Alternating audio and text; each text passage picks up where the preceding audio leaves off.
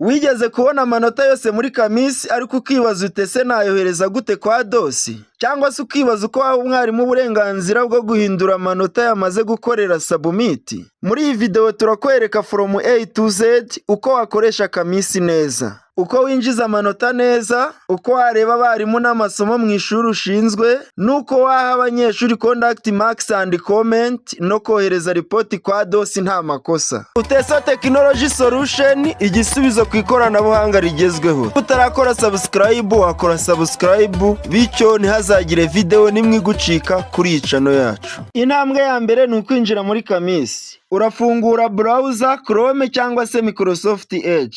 Muri address bar andikamo kamisi.nesa.gov.rw. Ubundi ukande enter. Kanda kuri get started. Hanyuma winjizemo login credentials zawe, SMS staff number na password, then click login. Ukimara kwinjira uhita ubona Kamisi dashboard. Iyi ni home yawe, everything start here. Iyi blue icon iri hejuru ibumoso ni igufasha kugendagenda muri Kamisi. Aha niho ugenzura navigation, terms na pages zose zo kwinjiza no kwemeza amanota. Step ya kabiri ni course verification. Urajya kuri blue icon top left.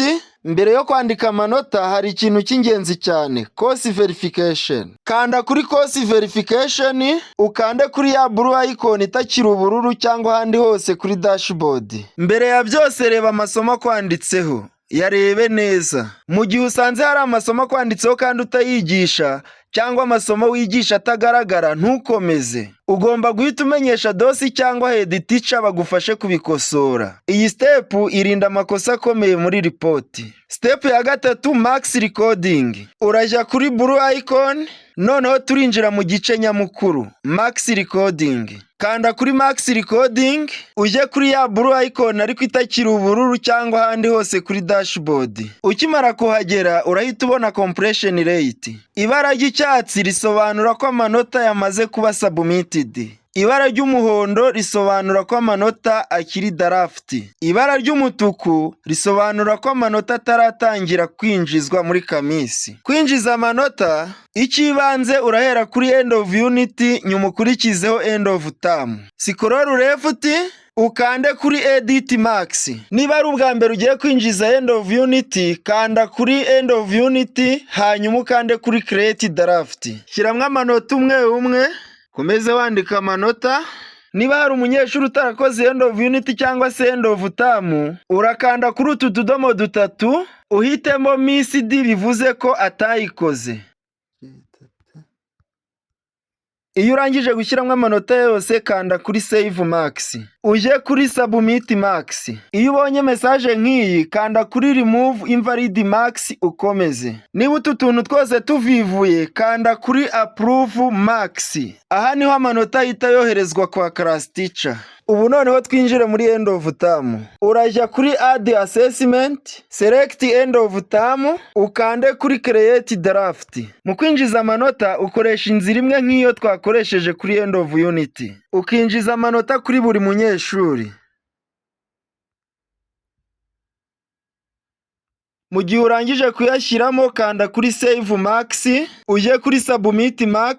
Mu gihe utu twose tuvivuye uhita ukanda kuri approve max. Ako kanya amanota yitajya kwa class teacher. Wibuke, niba amanota abaye submitted, haracyari uburyo bwo kuyahindura. Turabireba muri step ikurikiraho. Kugira ngo ukomeze kuyandi masomo, kanda kuri close max sheet, uje kuri close form. Niba compression rate itaraba 100%, urareba irindi somo ukomeze ushyira amanota muri Kamisi ukoresheje nk'ubu buryo turangije. Step ya kane ni approve max, final step. Iyi ni step ya nyuma kandi ikomeye cyane, approve max. Kanda kuri blue icon, uje kuri max approval, hanyuma ukande kuri ya blue icon itakiri ubururu cyangwa handi hose kuri dashboard. Urahita ubona ishuri uhagarariye ubereye class teacher. Scroll left, ukande kuri view max. Niba hari umwarimu ukeneye guhindura amanota yamaze gukorera submit, uramanuka hasi ureba isomo rye, hanyuma scroll left,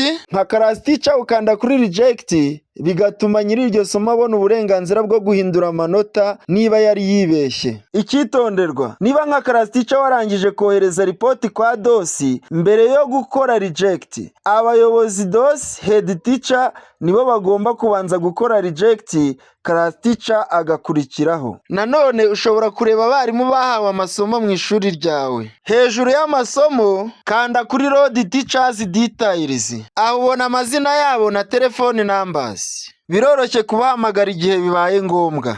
Nanone kandi waha abanyeshuri uhagarariye amanota ya discipline hanyuma ukohereza ripoti kwa dosi. Ibi bikorwa gusa iyo completion rate ari 100%. Niba abarimu bose bakoze submit, urajya kuri preview and approve, hanyuma ku banyeshuri scroll left, hanyuma kuri buri munyeshuri ujya kuri preview and approve, usuzume ripoti ya buri munyeshuri neza, urebe amanota yagize ku 100 kugira ngo ubone uko umuha comment. Tugiye kumuha conduct marks, dushyire na comment kuri ripoti ye tunyuze hano kuri approve marks. Ngira ngo urabona aho kwandika conduct marks naho gushyira report card comment. Turandika conduct marks, twandike na comment. Ndashyiraho developing, keep it up, kuko amanota yari kugenda azamuka hejuru ya 60%. Hanyuma nkande kuri approve report card. Are you sure you want to approve this report card? Nkande kuri OK. Urabona ko conduct marks yageze kuri report y'umunyeshuri ndetse na comment yamaze kuhagera. Developing, keep it up ku banyeshuri banjye barengeje 60%. Ndakomeza nkanda kuri next student kugira ngo abanyeshuri banjye bose babone amanota ya discipline ndetse bahabwe na comment bitewe n'amanota bagize ku 100. Niba umaze guha abanyeshuri bawe bose amanota ya discipline ndetse no gushyira comment kuri ripoti zabo, urabona ko hano kuri max verification progress ari 100%. Mu gihe progress yabaye 100%, abanyeshuri bawe batondetse ku myanya yabo ndetse na ripoti zageze kwa dosi kugira ngo zikorere approve. Murakoze gukurikira iyi video. Niba video yagufashije kanda like, uduhe comment, ukore share kuri bagenzi bawe, kandi ntiwibagirwe gukora subscribe niba utarayikora, bityo ntihazagire video nimwe igucika kuri iyi channel yacu. Amahirwe masa. Urifuza kwiyandikisha mu kizamini cya perimi cyangwa mu bizamini bya leta kandida libre? Ushaka kwiyandikisha muri kaminuza, university no mu mashuri makuru? Ese ukeneye gukoresha online services, online application, services z'Irembo na services za Rwanda Revenue, imisoro no kwishyura utavuye aho uri? Twandikire cyangwa uduhamagare kuri izi nimero.